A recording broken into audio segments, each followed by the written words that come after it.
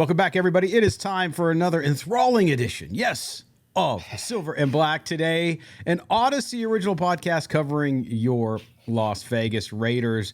Make sure you subscribe to the podcast. If you don't already do so, do us the favor, subscribe wherever you get your audio, put on the auto download as well, so that way every time we have an updated show, you're going to get it right to your device and be able to listen to it as well. As usual, I bring in my broadcast partner. He is the national NFL writer over at Bleacher Report. His name is Mr. Maurice, or as we call him, Moe Moton. You can follow him on Twitter at MoeMoton. You can follow me at LV Gully. Mo, we had one show last week. It was we're in the doldrums of the season. It's that dead period between now and camp. I know you've had a little bit of a lighter assignment load at Bleacher Report. You're still working, of course, because you always work. But how's your summer going so far?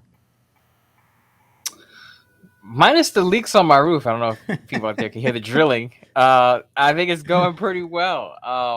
As you said, it's been a light week, a light past couple of weeks. June in general has been light for me. July is going to be light until the last week of July, which of course is when training camps open. But been able to read up on some things. I've been taking up on some baseball. I know people don't want to hear about that, but I've been just engaging in other interests and having a good time to start the summer. A lot of summer left, so a lot of reading, a lot of baseball, a lot of other sports I can pay attention to in the meantime. Yeah, it's interesting. I know, we love the feedback from our listeners. I mean, they always give us good feedback. And I love the folks who are like, oh, don't talk about this, talk about that. And it's always interesting because we always try to be cognizant of that, right? Right. But also to make sure that we stay on top of news, be different. We're not always going to do what you see. Hey, here's the 14th story on the history of the Raiders on this subject, right? We're not going to do that. We're going to do something a little bit different. But I'm always interested in some of our great Christos, who always watches us on YouTube, was not happy with our last show. He's like, why don't you do a position breakdown of this? And it's like, we'll get there. We'll get there. It's just not time yet. We want to see them on the field, so we can sit here and guess, Mo, about guys on the field, which we're going to do a little bit of today. But I don't want to break down players and positions till we start to see them in camp, because I don't feel like I have a good grasp on what they're going to do, especially some of these guys have never been on the field for the Raiders. To the person who asked about position breakdowns, I would say, check out my article on Sports Not. Shameless self-plug here. I forgot to mention your Sports Not column, so excuse me. I basically posed a question for each position and answered it. So it would go something like, who's going to take the majority reps at the starting tight end position for the Raiders come week one? And I'll go into my answer on why. So I didn't break down every position, but I went through every position and the most pertinent question that the Raiders face ahead of training camp at every position. So whoever that person is, check out that article on Sportsnet. It's up right now. Christos, I think his name was Christos. Can't remember now, since we're recording in the morning is why I'm drinking my coffee. Takes me a little bit, the older the motor gets, it takes a little more to warm up, right? You know what I'm saying? It just takes the mouse has to get warmed up on the wheel. Yeah. Exactly. But we love hey, even when you guys don't like our stuff, I don't mind engaging with you. It's all good because you come back and you listen and you watch. So thank you very much for that. What we want to get to this morning, if you're listening to us in the morning on Tuesday, or if you're listening to us whenever you are, is just the latest in Raiders news. I know there's not a lot of it, but there is some, Mo, and I want to go through some of those headlines. First of all, the important thing is 75 days. 75 days until the start of NFL training camp. The official start of the Las Vegas Raiders 2023 season. It's only 75 days. I know it's tough, but football is on its way, folks. But we start off with the news. Good news. Davante Adams is not going to be criminally charged. I'm telling you, he shouldn't have been on the hook here in the first place, right? So if you remember, he shoved the Chiefs photographer after the game back in October of 2022 on the field after the game, in KC, and criminal charges were dropped last week. A civil case is still pending because, Photog, he's got PTSD from being bumped into by Davante Adams, which is just ridiculous. I won't even get started on that one. It's a wealthy NFL player, so ding, ding, lawyer, money, you know how it goes.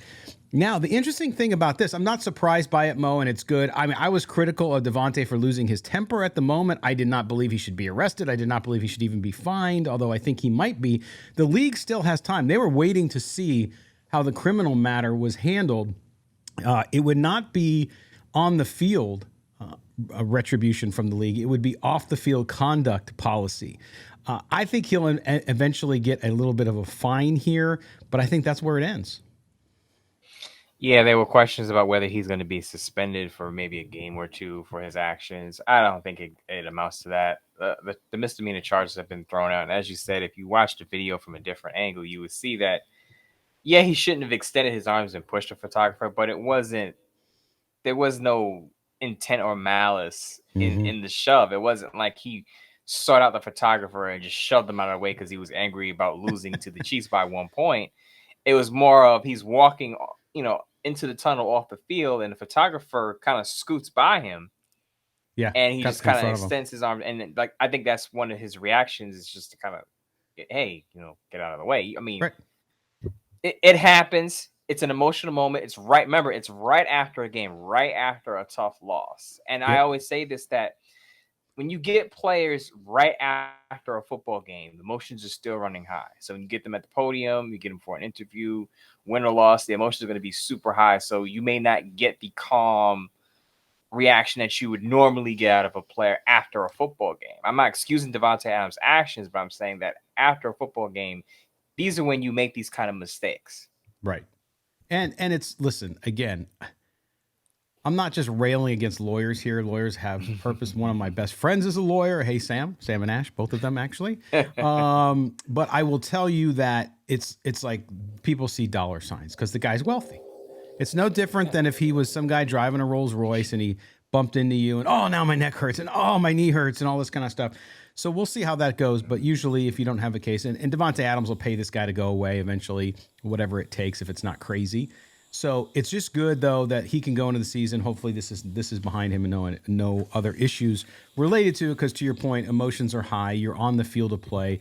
When you're an NFL photographer, have you ever – I mean, we've seen numerous NFL photographers just get wasted on the sideline when there's a play going on. And I know this wasn't a play and it was an emotional moment, but it's no different to me. If you're an NFL photographer, listen, you're on the field, things can happen. So this guy should just, whatever Davante Adams gives him, maybe he can give him I don't know, Chiefs. What's that guy, the Chiefs mascot that's evading the law, the wolf or coyote or whatever the hell he is? I don't know. Maybe they could get them together and do something there. But oh well, that's the end of the Davante Adams issue, and we'll obviously follow up when we hear from the league on this one.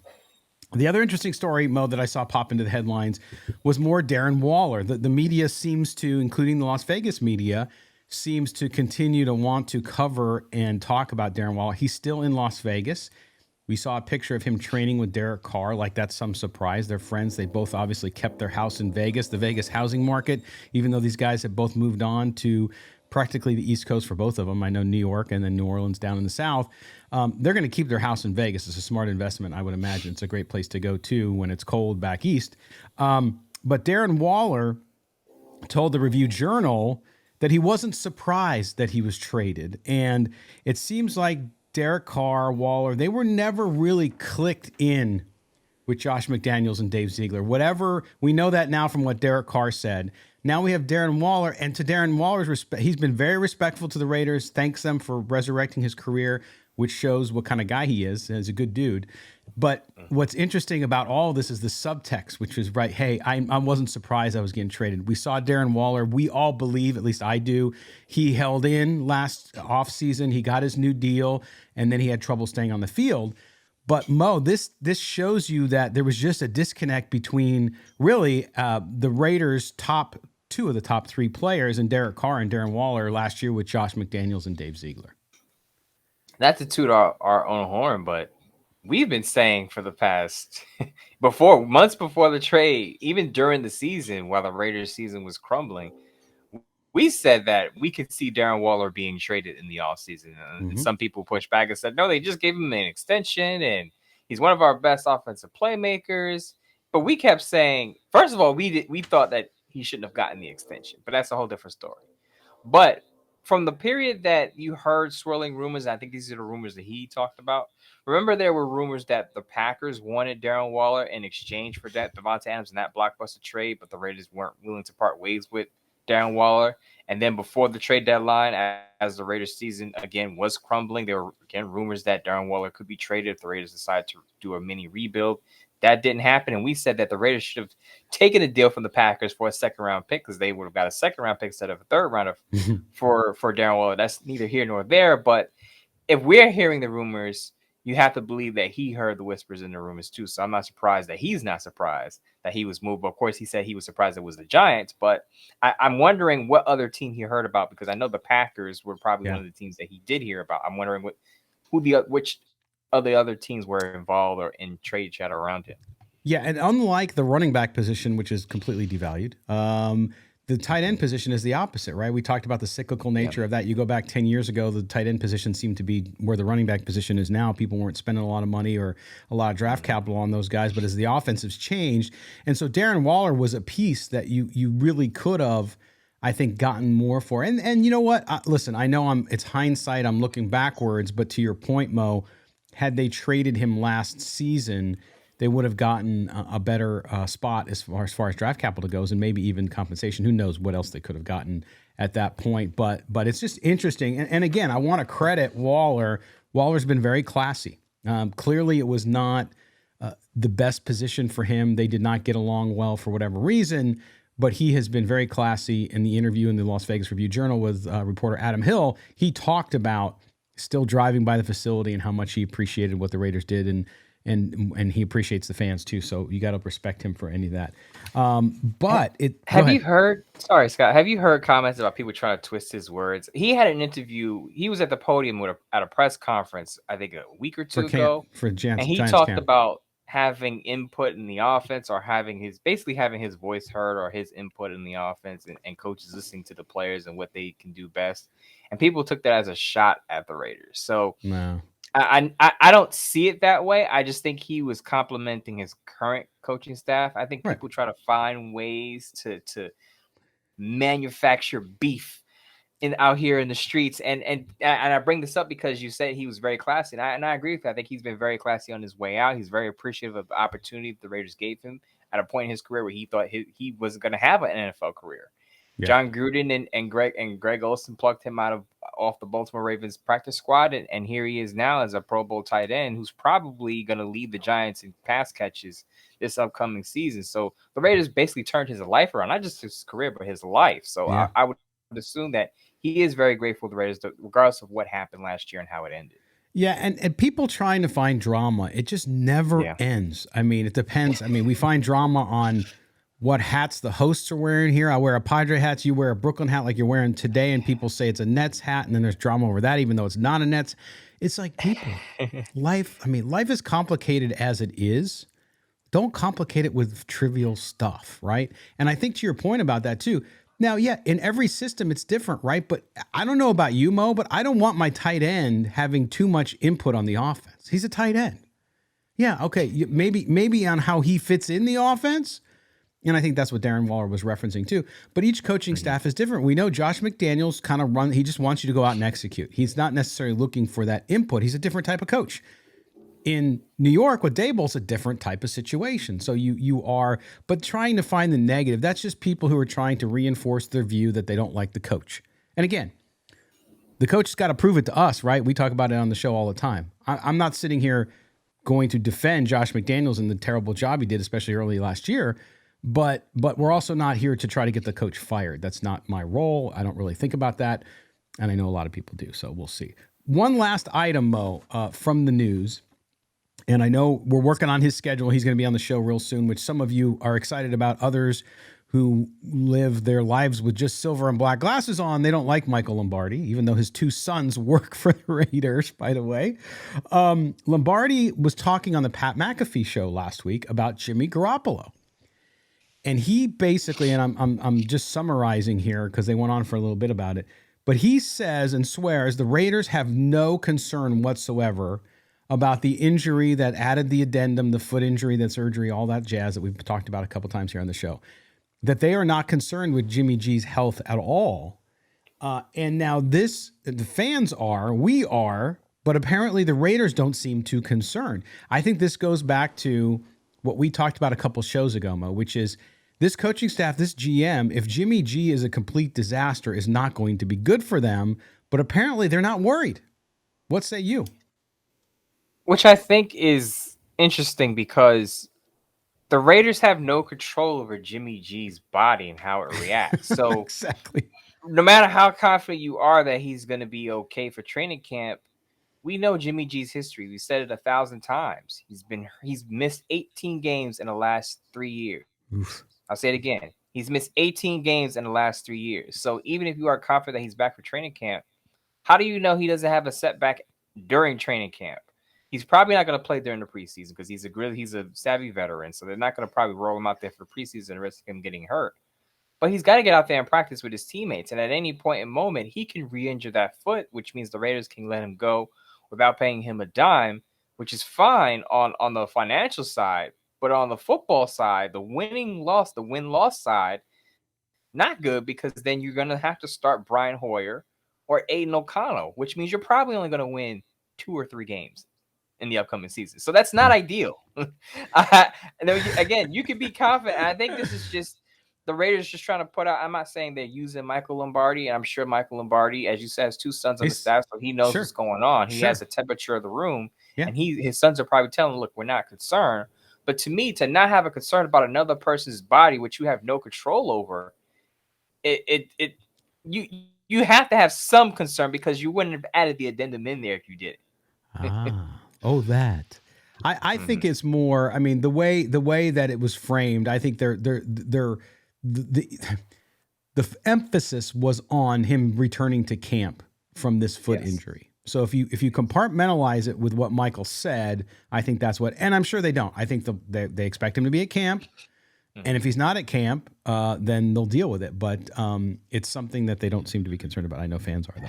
All right, we're going to take our first break here on Silver and Black today, the Tuesday edition here on the 27th of June. I cannot believe June is almost over, although one of my favorite holidays, 4th of July, is coming right up. But we will be back here talking more with Raiders. We're going to break down, Mo and I have given some thought on our clicks to pick. This can be a veteran or a rookie on the offense and defense. So the next 2 segments, we're going to go through those guys and tell you what we think and why, coming up next here on Silver and Black Today, an Odyssey original podcast. Don't go anywhere or we will find you. Who will show up for the Raiders in 2023? Who are going to be the players that have the greatest impact? We're going to give you our picks, both veteran and rookie, here on Silver and Black Today, an Odyssey original podcast covering your Las Vegas Raiders. He is Moe Moton, national NFL writer with Bleacher Report, also Raiders columnist at sportsnot.com. I'm Scott Gulbransen, your co-host, and you can follow me on Twitter at LVGoal. You can follow Mo at MOEMOTON, and we are here talking to you about the upcoming season. All right, Mo, I know we're trying to look at guys here and say, hey, who are the players that the Raiders either need to, or we think at this point, this is pure opinion, haven't put pads on, right? The clear notification up front here. We want to make that clear that we've not seen these guys on the field. We're going with our gut and what we believe here to be true. So we're going to start with that. And what we wanted to do is start with the most important side of the ball, I think, for the Raiders, developing this team into a more championship-type roster, which is on the defense. Of course, they spent a lot of capital in the draft on defense, and so we want to start there. But, Mo, I think before we get started, let's talk about, when we say pick to click, we think these are guys that might be poised to either regain some prior success or maybe as a rookie come in and be successful. Talk to us about when you decided on your list, kind of what did your worldview look like when you decided to make these picks?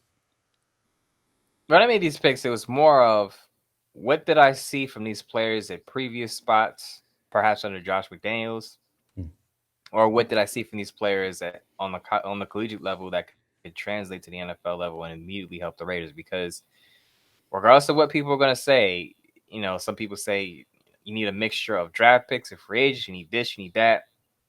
I still believe that you have to build through the draft. And I think the Raiders, even though Some of their picks came late. You hear some names that I highlight that are not day one picks.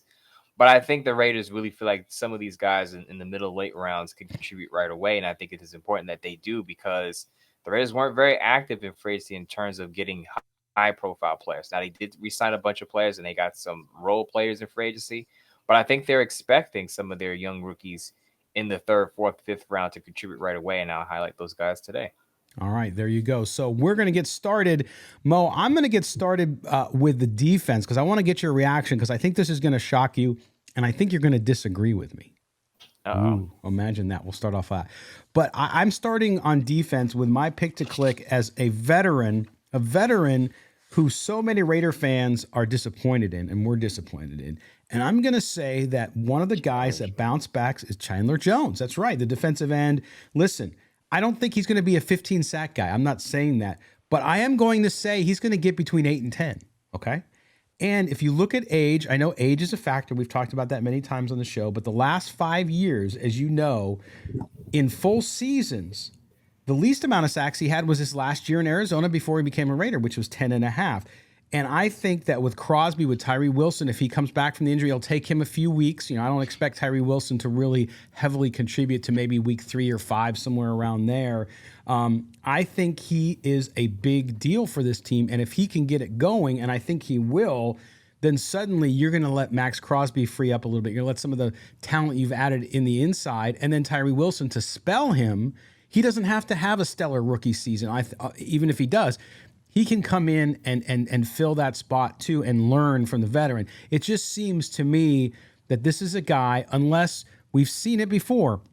We saw it with Corey Littleton, who just suddenly went the other way. It happens.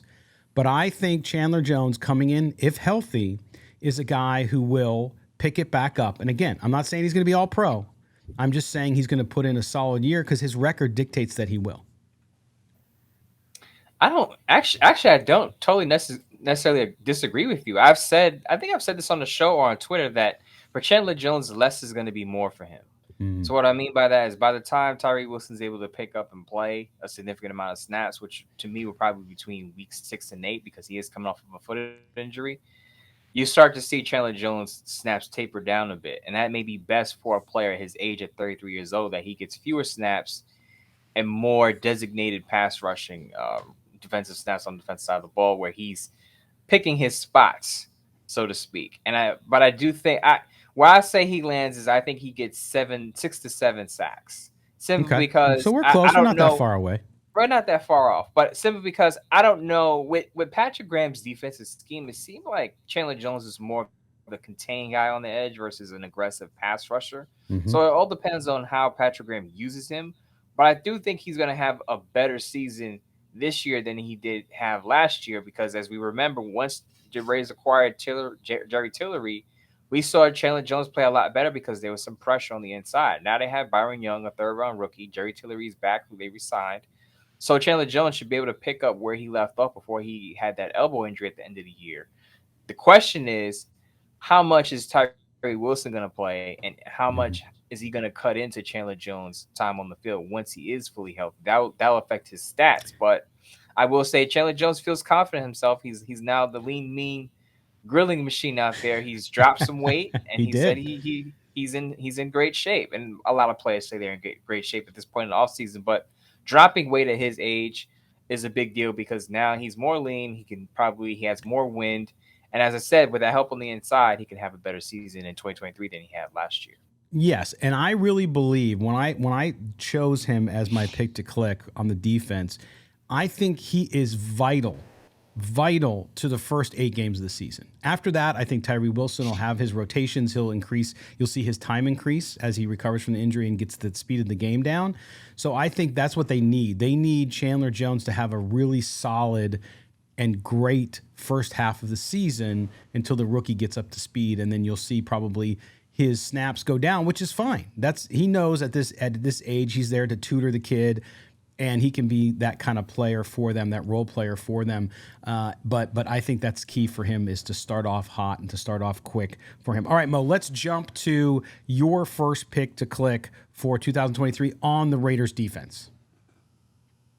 On the Raiders defense, first pick to click for me is going to be Jacorian Bennett. A lot of people have heard me talk about Jacorian Bennett. There were some whispers out of mandatory minicamp that he's looked good. Now I know we've talked about it on the show.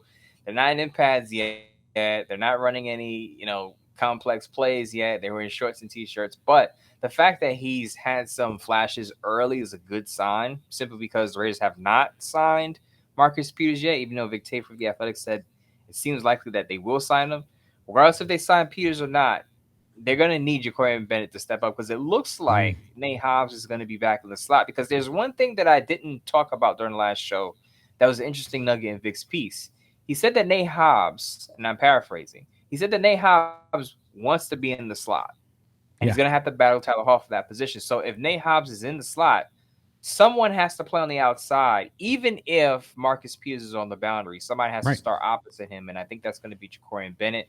And I think having Peters and Bennett on the outside will probably be one of the Raiders' best, how should I say this? I don't want to say ball hawking duels because Jacorian Bennett hasn't proven it yet, but of the cornerback duels that the Raiders have had in the previous seasons, I think these are the two guys that could finally rack up some turnovers because Jacorian Bennett did it at Maryland, and Marcus Peters has done it throughout his career. So assuming that they get Marcus Peters and Jacorian Bennett steps up, I think the Raiders will finally be able to force some more turnovers in their secondary.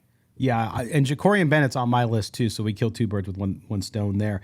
But I mean, if you think about it, like you said, 24 total pass breakups at Maryland, 5 interceptions in his 2 seasons there as a Terrapin. So he's around the ball and he makes things happen. So in the NFL especially, even with pass breakups, right, with help on the other side, you can get the ball up in the air, pass it, and hopefully your safety comes through for you too. But I do think, I mean, he also, though, Mo, has that perimeter and slot versatility. So depending on the alignment, if they need him to go, like I said, I think he's got the perimeter locked down. I think that's where he's going to be, no question. But in certain situations, he can also play in the slot if he has to. But in the AFC West, with the offenses they are going to face, the quarterbacks they are facing now, the 3 other quarterbacks, just crazy, he almost has to come through for this team, right? I mean, it's not even a question of, well, gee, I hope he does. He sort of has to, and I think he's up to the task. I really do. We'll have to see later in July as we go into camp, but I think this pick to click is perhaps one of the most important for the Raiders in 2023. Absolutely. The question with Jacorian Bennett is not whether he can make plays on the football, is can he keep his penalties down? Because that was the big thing for him in college, that he could be handsy down the field. But I feel like that's a lot of young cornerbacks. Sometimes they panic or get out of position. They want to use their hands. If you've paid attention to training camps in previous seasons, you'll see a lot of cornerbacks wear gloves or mittens on their hands. It prevents them from grabbing. It teaches them not to grab on the field, use their feet, use their body position to cover a guy versus using their hands. I think you'll see that with Jacorian Bennett if that's a practice that the Raiders have at training camp. Absolutely. All right. So there we go. We both have Jacorian Bennett as a pick to click on the defense. So Mo and I share that one. I've said Chandler Jones. I'm going to go to my second pick here, Mo, and I think this is another guy who has to bounce back for this Raiders team and is very important, and I think he will, and that's safety Trayvon Moehrig. If you look at Moehrig and what he said publicly, especially through minicamp and camp, is he's watched more film, which tells me that maybe last year the difference between his rookie year and his sophomore season with the Raiders was maybe a little bit of focus issues, right? But now he says he's learning more concept. He's quote unquote learning more football. That's a good sign he's spending time. And he needs to, because if you look at the PFF score from last year, dropped 17 points between year 1 and 2 in receiving yards allowed, and that more than doubled year to year. So he's got to create more turnovers. We talked about Jacorian Bennett maybe being one of those guys who could do that because he is a ball hawk. Trayvon Moehrig has to get there. He was more like that initial rookie season. But when you look at his game, I think that he's poised to do that. If he's really getting his head in there, he's got the physical abilities. It seemed to me last year, Mo, that he lost focus, and a lot of times he didn't seem to be, I think, in tune with what the defense and what Patrick Graham was doing. I think that changes this season. Interesting thing is, I believe, and anyone can correct me if I'm wrong in this, I believe he gave up 4 or 5 touchdowns last year, which was surprising to me. A lot of times out of position. Now, after his rookie year, we said if he can hold down to some of those footballs, he can have more interceptions. Now, after his second year, we're thinking, okay, he's got to get himself in position to get back to the basics. I may be a little more concerned about Trayvon Merrick than you are. I hope he bounces back and has a bounce back third year. But I just feel like there may be a fit issue with him and Patrick Graham. Now, remember, the Raiders drafted Merrick while Gus Bradley was the defensive coordinator. Gus Bradley runs a cover 3 very consistently. Patrick Graham likes to run man coverage. Not that that matters as much for a safety as it does a cornerback, but I think it does matter in scheme philosophy shift where he may not be the best fit under Patrick Graham as he was under Gus Bradley. So I wouldn't be surprised if someone takes over his position, maybe a Chris Smith II, who they drafted in the 5th round of the draft. I won't name him as a player to click, but I will say keep your eye on him if Trayvon Merrick continues to struggle. Yeah, and again though, they need better safety play, and you're agree. I'm picking him to click. I do have concerns as well. I think to your point about system fit, but I like what he said about studying more football and getting to know those systems better. That tells me that maybe last year he didn't do that, and then he got way behind and just could never catch up. So hopefully by doing so this year and maybe spending time with that defensive coaching staff, that he's going to be able to play. All right, Mo, what's your second pick to click here for the defense? I'm going to go with Divine Diablo, big swole right in the middle of that defense. He's probably, we talked about Jacorian Bennett being very important. I think he's a central key to this defense right now because to me, if you don't have the linebacker position shored up, then your defense is going to have problems because that's the guy that's relaying the calls from the coach's staff to the players on the field. That's the guy who has to cover tight ends, who has to track down running backs from sideline to sideline. That linebacker position, despite what a lot of people say that it's devalued, I get it. It's very important to, if you're going to revamp your defense. I've said that plenty of times.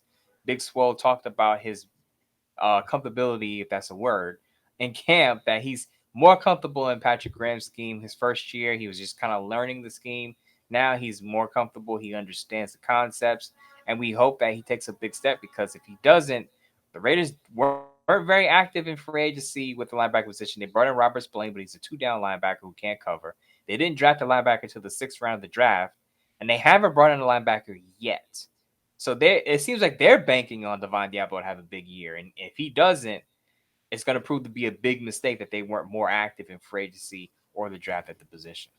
Yeah, I mean, we rail on this show about linebackers, right? The fact that the Raiders don't have any as well, and so we have your two, Jacorian Bennett, which we agreed on, so we don't have to go through my third pick, Divine Diablo, and now your third pick on the defense, Mo. Third pick is going to be Byron Young, and this is a pick that I was initially critical of with the Raiders. Yep. And then again, I looked at a little more film and what he was able to do at Alabama and how he was able to clean up after Will Anderson Jr., who went third to the Houston Texans. I think if you have a pass rush on the outside, Byron Young could pop because if guys are paying attention to Chandler Jones and Max Crosby on the outside, then Byron Young's going to have his opportunities to get after the quarterback. Now, he's more known as a run stuffer, but I do think he has some pass rush ability. He showed that in his last year at Alabama. Remember, he played behind some. Alabama is consistently churning out NFL talent, so he wasn't able to play a lot of snaps early in his collegiate career. Got a big role in his last year at Alabama and showed that he could not only stuff the run, but rush the passer. Now, remember what Vic Tafur said in his earlier piece, I believe this was before mandatory minicamp. He said that basically Jerry Tillery has a bear hug on one of the starting roles or prominent positions at defensive tackle. Everyone else is fighting for a role. So what that tells me is that Byron Young could be the replacement for Blau Nichols, who played most of the snaps at defensive tackle last year. I think if Byron Young has a strong training camp, a strong preseason, you'll see him on the field for about 65 to 70% of the snaps. And it's that situation on the inside. I'm glad you brought that up. And Byron Young, good pick, and certainly if he does well, it bodes well for this Raiders defense. Is competition to me on the inside. While guys will get Bilal Young will be disappointed if he's not the number one inside defensive tackle there. But even if he's not, the competition breeds better play. It breeds guys being in better shape because they're trying to get that job, right? So then when the season rolls around, the rotation you have there of guys and the depth you have there, if they're playing at the top of their game and one guy just barely beats out the other, whatever it may be. And to me, that's important for this team, is to really get to a spot where they can have, if a guy goes down or if a guy needs a blow, they can come in and feel like they have a guy who's ready to do that. So I like to see Bilal Nichols have, and he had good year last year in many places, but I'd like to see him pick it up a notch along with everybody else, so that interior defense can not only do what they did last year, but also start to create more of a push up the middle. All right, so there you go. That is our pick to click. 3 players, and Mo and I had one in common with Jacorian Bennett. That kid's exciting. On the defense. Now, when we come back from the break for the final segment of the show, we're going to go through the offense. Yes, there are offensive players to talk about, even though the offense is in a pretty good situation. There are 3 guys on each side of the ball that we're going to talk about, so we will conclude the show right after this break with that. You're listening to Silver and Black Today, an Odyssey original podcast. Mo and Scott will be back with you right after these words. Welcome back. It is the home stretch here on Silver and Black Today, an Odyssey original podcast covering the Raiders. That's right, your Las Vegas Raiders. We are 75 days away from training camp, so we're trying to get you through. We're trying to give you some football talk, some Raiders talk, some Silver and Black smack, whatever you want to do. We're here to do it. I am Scott Gulbransen, your host, along with my co-host Moe Moton. You can catch his work up on Bleacher Report, where he covers the entire league, the NFL. He also is the Raiders columnist up on sportsnaut.com. What do you got coming up this week as we sit here on Tuesday, Mo? Really quick, Scott, you're giving us a long vacation. You said 75 days to training camp. I believe you meant 75 days to the regular season. Oh, I'm sorry. There you go. Because if it was 35 days of training camp, I'd probably go to Aruba somewhere and come back. Thank you. It is not. It's 75 days till the season opener in week 1. Thank you. See, you get off kilter when it's dead like this. You're just like, what's going on? I looked at my calendar and started planning trips. It's about it's less than, just over 30 days until camp starts. Mm-hmm. But what do you got coming up? Tell people what they got to read this week online as they're perusing their phone looking for football jazz. So I'm going to be a little more critical. I know we're doing picks to click here on both sides of the ball. I'm going to have a column up on Sportsnaut, players under the most pressure ahead of training camp. So these are the guys that if they don't show out at training camp, if they don't have a good summer, they could either lose their job, lose a spot in the rotation, defensive line, or possibly be traded or cut. Because we all know every year there's a surprise cut in late August, early September. Now, this year is going to be different than previous years where there's just going to be one big cut. It's not going to be 1 or 2 multiple rounds of cuts as they were last year. They would cut it down to like 75, 80, then go to 53. It's just going to go from 90, which is the maximum right now, down to 53 before the season. So I think as there are every year, there are going to be some surprising cuts, and I'll get into some players that are going to be under the most pressure going into camp for whatever reason. Yeah, and we will cover that on Thursday's show. So if you're with us and you have ADHD and you don't want to read, Mo will walk us through that piece as well. So we'll be able to talk about that, as well as we're going to get to the mailbag. Of course, we didn't have one last week. We got some backed up, some folks who are ready to spout off a little bit about us. It has nothing to do with the hats we wear. It's all about the football. So we will talk about that as well. Okay, Mo, let's jump in. I'm going to have you start on this one. When we look at this offense, of course, Jimmy Garoppolo, so much revolves around what's going to happen with him. Is he going to be able to stay healthy? Number one, that's the number 1 and 1A question. Question number 2 is, when he does play, how well does he play with the pieces around him? He's got a great receiving core, as we know. It's been boosted at every position for the most part. And so I want to start there with you, and you tell us, when you look at this offense and you look at 3 players, let's start with your first guy. Who's going to pick to click, or who's your pick to click, I should say, on the offense for 2023? First guy is going to be my guy, Jermaine Illuminar. He's been very vocal on Twitter about, he's going to do better this year after having his opportunity, have another opportunity to start in the NFL. And I think he's going to continue to show that he is a starting right tackle in this league, because it's not set in stone yet. Remember, the Raiders were interested, as it was rumored from Peter King of NBC Sports, who spent time in the Raiders draft war room, that the Raiders were interested in Paris Johnson. And Paris Johnson was probably, if the Raiders had got him, was probably going to play right tackle, because Colt Miller is entrenched over there on the left side. So Jermaine Illuminar's spot isn't solidified. Even though he had a pretty good year last year, there's still some whispers that Brandon Parker could push him. Fair Munford Jr., who alternated drives with him last year, could push him at training camp. So he still has a lot to prove. The Raiders didn't give him a massive deal.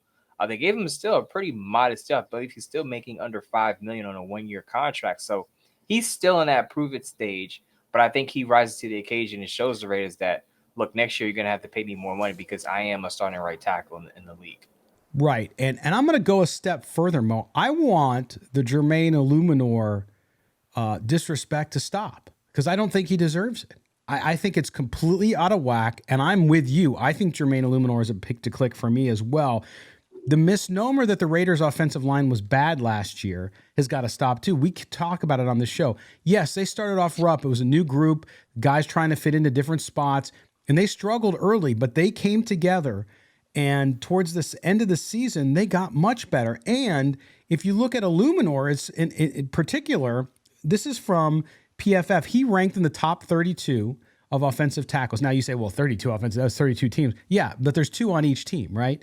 And he was right in the middle. And for him, where he's come from, that's a remarkable stat. And this is what they said. They said, quote, Illuminor took a big step forward last season in his first full year as a starter. Remember that. 5th round draft pick, 5th round. In 2017, he produced a 75-plus PFF pass blocking and run blocking grade in 2022. He allowed 26 total pressures over the course of the season, but surrendered just seven across the final 6 games of the year. So I look at Jermaine Illuminor, and I think, to your point, yeah, he might have competition there, but I think he's now reached that point in his career where he's ready. He wants to fight. He feels as though he's there. He feels it. And I think when you're a player and you feel that success, you're right on the precipice of it, you're ready to jump up. Now, the biggest issue for him, and he said this himself, if you see the comments and the interviews he's done, consistency. There's a great interview with him. Eddie Pascal over at the Raiders did a great interview with him. I suggest you guys watch that or listen to it. And that's what he said. He's like, I have to get more consistent. I have to get more consistent. And I think, Mo, he does get more consistent. Listen, I like the guy a lot. But am I going to say he's going to be an all-pro? No, I'm not saying that. But I think he's going to continue on his journey to become a more consistent and better tackle in this league. PFF actually listed the Raiders as having one of the top 10 offensive tackle duos in the league. And that's not just because of Colton Miller, it's because of Jermaine Illuminor and the grades that they gave him last year. So I think people are overlooking him because if I've looked through Twitter, and it's kind of a mixed bag. There are some people who say, yeah, Jermaine Illuminor is underrated. And then there are some people that say Jermaine Illuminor is overrated. And I think part of that's because he's vocal on Twitter. So if you say something, if you're critical of him, he will clap back at you. So I think some people are a little, there's some tension there because of what he may have said to a person on Twitter or how he feels about certain things, or maybe his response to certain people on Twitter may have rubbed some people the wrong way. But I think he is a starting right tackle in this league now after a slow start in his career where he basically admitted he didn't take advantage of his opportunities in New England and in Baltimore. The other issue with Jermaine Illuminor before he gets to the training camp, before he even steps on the field, he's got to fix his taste buds. He doesn't like avocados. I think he said he was in Texas this past weekend, and he said he had avocado toast. I didn't see his reply to that. He said he would give his review of the avocado toast, but he does not like avocados. Jermaine, if you're listening to the show, or someone's gonna clip this and send it to Jermaine, please, Jermaine, give avocados a chance. It may be an acquired taste for some people, but as you get older, Jermaine, I'm older than you. I'm 37 years old. Let me tell you, as you get older, avocados taste a lot better on toast or anything you add it to. Well, and I know being the athlete that he is, avocados are great too for your LDL, the good cholesterol, right? So, but now here's the thing, and I hope we get him on the show soon, but we will send him the clip, Jermaine, because you do need to like avocados, because avocado toast is a little bit of a trendy kind of hipster thing. Now, Mo, I know you eat it. I'm not calling you trendy or hipster. Well, trendy maybe, but hipster no. But I will tell you, there's so many ways to use avocado. And I mean, dude, Jermaine, you got to like guacamole with chips, right, man? I mean, there's got to be something you like there. But we'll convince you. Mo does the smoothie. Maybe when you're out in New York, we connect you and he takes you for an avocado smoothie and you spit it out or you like it. Whatever. We'll figure it out. But good stuff. All right, that is Jermaine Illuminor. We agree on that one. That is both one of our picks. So I'm going to let you go. I'm going to go with my second pick here, Mo. and then we'll get back to yours. My pick to click on the offense is Zamir White, the running back. Now, a lot of you are going to say, well, Josh Jacobs is a starter. Yeah, Josh Jacobs is a starter. I still think he'll be in camp. I still think they'll work out the thing with the tag. I'm not that worried, even despite the subtweets we've seen that continue from Josh Jacobs. I think he's there. I think he's ready to play ball, and I know the Raiders will count on him. But regardless of that situation, remember, Zamir White last year, game high carries was 3. That's the most he had in a game, was 3. Okay? But if you look at Ziegler and Josh McDaniels, the system they've run, the type of player that succeeds in that system at the running back position, he is built for that. And I say they need to, and they've said publicly, Mo, in the last several weeks, that they need to balance the load at running back more. That was not a shot at Josh Jacobs to get into camp or contract posturing. That was getting back to the way this offense is most efficiently run. And Zamir White has to get more. Not only that, but because of the Jacobs situation after this year, after the tag, they also have to decide whether or not he's going to be their bell cow back moving forward if Jacobs is gone. Yeah, you basically said everything I was going to say about Zamir White being one of the picks to click. So we agree there. And regardless of what happens with Jacobs over the next few weeks, whether he gets a new contract or not, the Raiders have to use Zamir White a lot more because they could, if they re-sign Jacobs, well, if they franchise tag Jacobs and he signs that tender eventually and gets back to the camp on that 1-year deal, they could run into this situation with his contract again next off season. So Zamir White, I think, needs to be prepared to have to carry a bigger load because the Raiders probably want to give themselves a little more leverage when it comes to Josh Jacobs if they have to face the situation again. Now, if Josh Jacobs signs a multi-year deal, I still think Zamir White should have a bigger load because, as we've seen in previous years, not in 2022, but in previous years before that, Josh Jacobs can get nicked up. I remember he made a comment saying he liked having Kenyon Drake around, not because they're Bama guys, but because he gets to have a breather and he can be healthier for the duration of the season. So Josh Jacobs doesn't mind sharing the load. I think he understood that he was going to go into free agency, so he needed to have a big year. But going forward, assuming if he gets his new contract, I don't think he would mind yielding some carries or yielding a significant number of carries to Zamir White because I think having 2 running backs who can run the ball very well is beneficial to both running backs, especially the older, more veteran player. Absolutely. But yeah, I just want to see him uncork it, right? I want to see him have some games where because you know what? There are times when even Josh Jacobs, there's lulls, there's times he might be nicked up or whatever, or you just need to change of pace a little bit.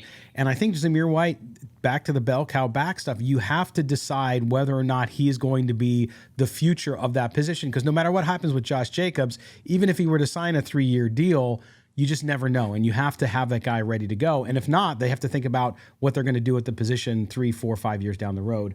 So I like Zamir White. All right, your second pick to click on the offense. I'll say this is my third since we agreed on Zamir White, and I won't rehash it. Oh, we did agree on Zamir. 2 of the offense we agreed on. Nice. Right. So I'll say this. I'll zig when I was gonna zag here. I was gonna go to wide receiver, but I'm gonna go with tight end Michael Mayer. Oh, right? Now we're 3 for 3, dude. That was my third. That was my your third guy. And I was gonna say Jacoby Myers, but I switched to Michael Mayer simply for this reason. We know how important the tight end position is to Josh McDaniels and his offense. We've seen it before. I'm not saying Michael Mayer has to be Rob Gronkowski in his rookie year, but I think he's going to put up big numbers simply because of the way it's a tight end friendly offense. And I think having Davante Adams on the perimeter opens things up for other players, and I think it'll open up for Michael Mayer. Jacoby Myers, even with the Patriots, he hasn't been a scoring machine, and not even a guy who scores a ton of touchdowns. As I said, I believe he set a record for most games played without scoring a touchdown over your first few seasons. So I think of the guys that could be the secondary pass catching option in the offense, I think it's going to be Michael Mayer, because if you look at Jimmy G's history in San Francisco, and I said this on a previous show, and I wrote about this, he likes to throw to the middle of the field. That's where your tight ends eat in the offense. That's where the tight ends bust zone coverage. That's where the tight ends challenge safeties and linebackers who struggle in coverage. That's where Michael Mayer is gonna make his money, make his bones in the middle of the field. And I think Jimmy G, he had some great years with George Kittle, who became a Pro Bowl All-Pro tight end. I think Michael Mayer has the same ceiling with the Raiders, assuming Jimmy G is healthy and out there on the field for most of the season. What's interesting too is remember all the folks that were critical of the Raiders' former quarterback, and they called him check down, Charlie, and all that kind of stuff. Jimmy G likes to check down, like to your point, to the middle of the field too. And so if you don't like check downs, you're in for a dope. By the way, Tom Brady won 6 Super Bowls that way. So it doesn't matter if they check down if the offense is moving dynamically. But I agree on Mayer. He was there. He's a freak at the position, not because he's a freak athlete. In fact, the reason he moved down in the draft was his combine wasn't super fantastic. Like, he didn't have any eye-popping numbers in the vertical and all these different other, the shuttle, all that stuff. He did not do that, so that's why he fell.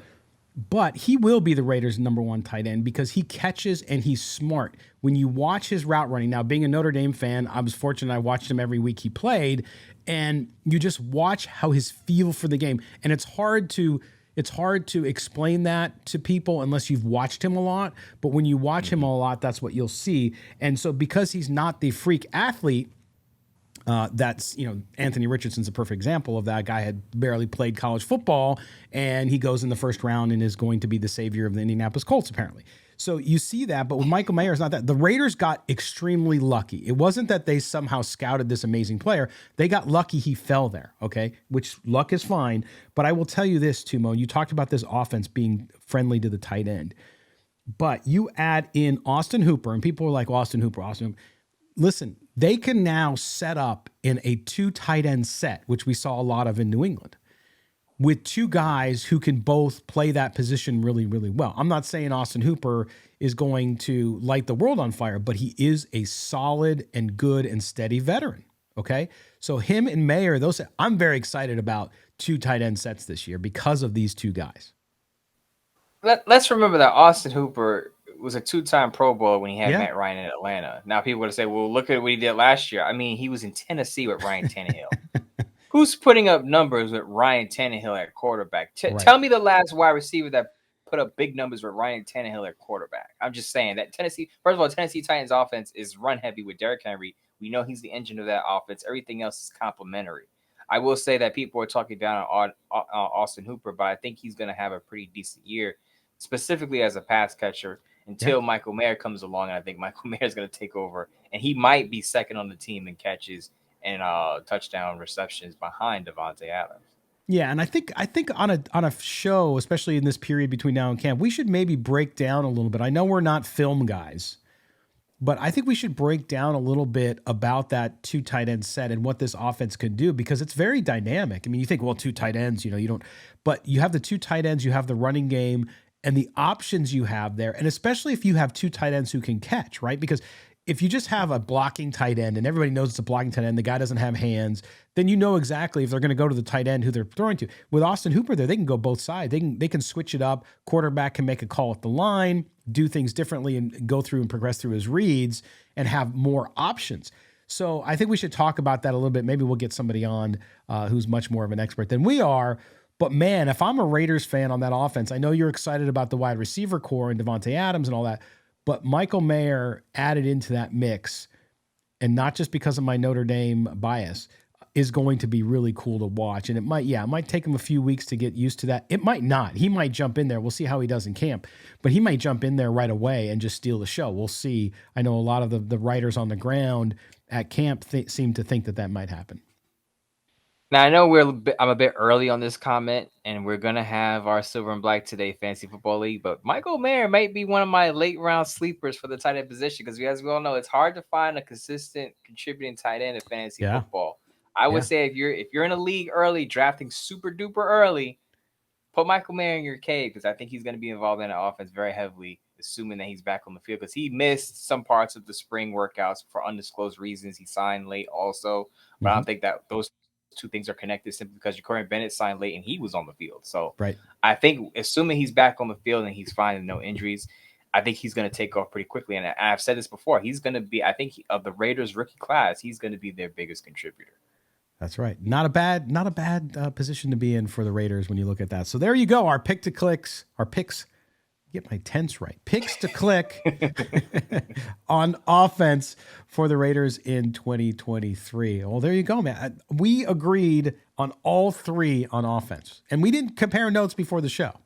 That's the three we went in with, which is really interesting, but important for this team if they're going to move forward. And of course, that's if their quarterback sits upright, so that Brian Hoyer doesn't have to play. Because Brian Hoyer, remember, he was going to retire after last season. Said he was kind of done with football and wasn't really into football, and now he's back. So I don't know about you guys. I know he knows the system, but a guy who didn't want to play football anymore just 6 months ago, I don't think I want leading my team at this point. It's funny, we didn't mention the quarterback position in our picks to click, and we didn't. And I'll say this: other than Raider fans that have listened to us know this, I wasn't a fan of the Jimmy G signing, and it's not only because of his injury history. I just think he's a low mid-tier quarterback. I hate, if you're a Jimmy Garoppolo fan, I'm sorry, Jimmy Garoppolo, if you're listening to this, Jimmy Garoppolo's family, if you're listening, I'm sorry, but I'm just not excited about Jimmy G. I've talked to a lot of 49ers fans. And I think we should bring in one of the writers from Sports Illustrated, Jose Sanchez, who does a great job covering the team, because he actually goes to these practices and he's very, very honest about the 49ers covering them. I think he'll give you some insight of what Jimmy G does in the pocket, not just the negatives or not just the positives, but just to give you a clear view. And it just doesn't excite me. He's not if you're thinking Jimmy G is going to go out there and sling the football over the field, it's not going to happen. He's more of a conservative quarterback. Not a lot of movement, can get outside the pocket on bootlegs, but he's going to, as you say, he's going to target the middle of the field. He's going to be more efficient than high volume in the passing game. So not a lot of guys are going to have big numbers. Maybe Davante Adams, maybe Michael Mayer, but other than that, I don't see big numbers. And that's why I switched from Jacoby Myers to Michael Mayer, because Jimmy G is more comfortable throwing to the tight end than he is outside the numbers. And we'll get some guys to, maybe gals, to talk about Jimmy G's game, but I feel like, yes, the quarterback position is the most important position, so we have to mention it. But I just don't see Jimmy G having a spectacular season. He'll have some modest numbers, nothing to write home about. But his job is going to be to keep the offense steady. And Mo, I will tell you now, because I've had a lot of our, especially on YouTube, our viewers think that we are Jimmy G lovers, like we're making defense for him all the time, which I don't know what they're listening to. Really? But no, I've defended some of his past success, which has nothing to do with the numbers and how he plays the game, because he has had some past success. But I will tell you this. If you look, I think the biggest issue really for Raider fans, listen to me, mark this down. You can save this recording here and come back and tell me if I'm right. I think the biggest frustration, and you just hit on it, for Raider Nation this year watching Jimmy Garoppolo, if he's playing, is going to be there's not a big vertical game going on. He's not going 40 yards downfield, right? He might every once in a while uncork a 30 yard, especially with Adams. If Adams is wide open, yeah, you'll see touchdown passes and long passes that go over 30 yards. But as far as targeted throws over 18 yards, I mean, I'm serious. Like under 20 yards is where he lives, okay? So if you're expecting that vertical game, i.e. the Cliff Branch, all those glory days, it's not going to happen. So you have to manage your expectations. Now, when they get a younger quarterback in who might have an arm, that might change a little bit. You free up the system a little bit. But he is a system quarterback to the T, and he will not be risky with the ball, which is good for the Raiders. It means less turnovers, right? But it also means dink, dunk, you move down the field, and then you score.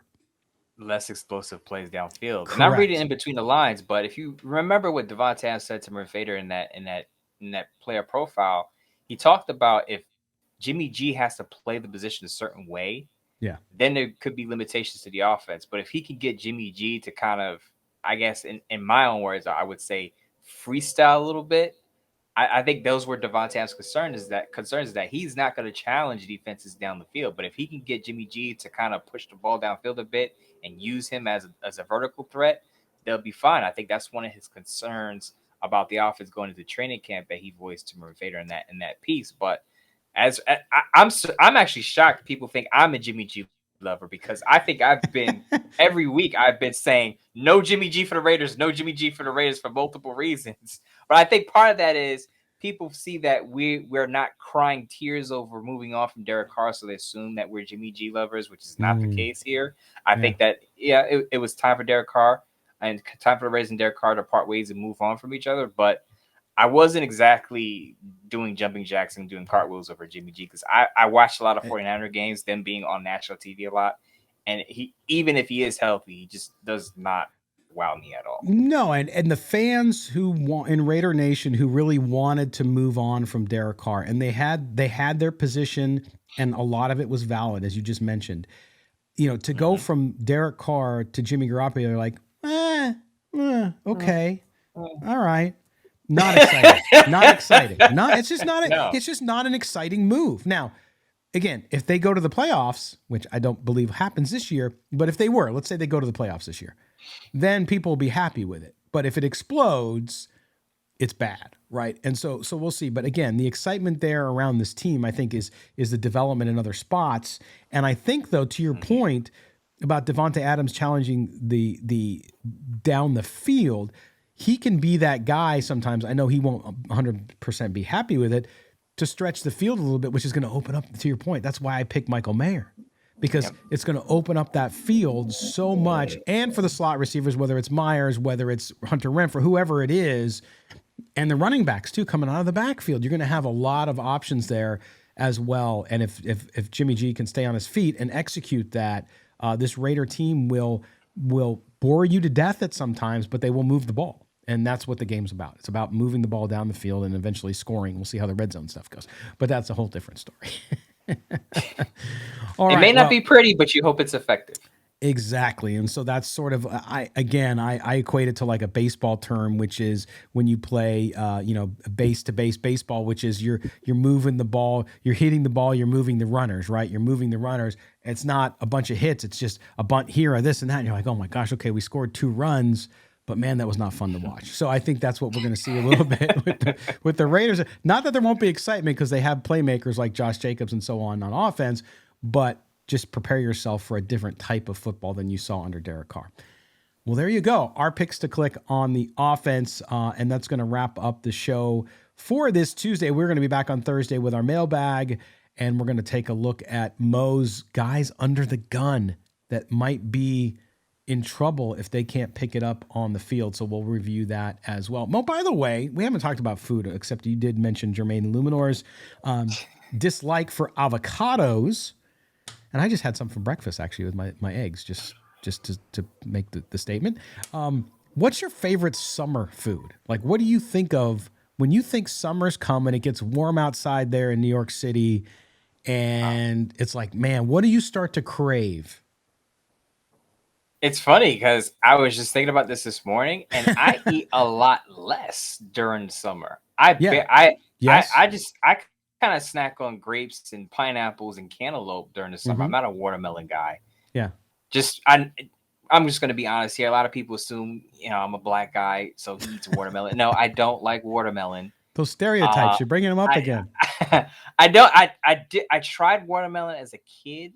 My grandparents ate it. My mom eats it. I don't like watermelon at all, but I'll snack on some cantaloupe, grapes, pineapples, other fruits. But I don't eat heavy during the summer. I drink a lot of shakes. I eat a lot of fruits. I drink a lot of water.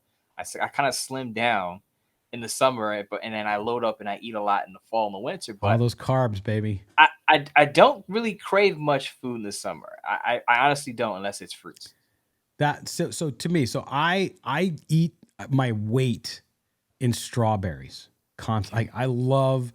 So when I lived in California, even though there's an off season in California too, you can kind of get strawberries all the time, right? Out west. But out here, you can't get them during the winter unless they're frozen. And it's not the same when they're frozen because you get that fresh strawberry, you cut it, and I take it and I mix it with some Greek yogurt. Oh man, it's so good. So for me, it's strawberries. And then of course, again, when I was out west, you could do it all year round. But now, man, I'm using my smoker like 5 days a week. So I'm smoking brisket, I'm smoking ribs, I'm smoking pork shoulder. Even when we cook hamburgers now, I just don't grill them anymore. I do them on the smoker a little bit slower. Oh, it's just killer. So for me, that's what summer foods is. It's meat and fruit. And you're right, though. I eat a lot more salad during the summer actually because it's lighter. It's fun. No, go ahead. It's all good. It's funny because like a lot of people take out, they smoke this and grill this, and you sent the picture of your brisket this past weekend, and it looks great.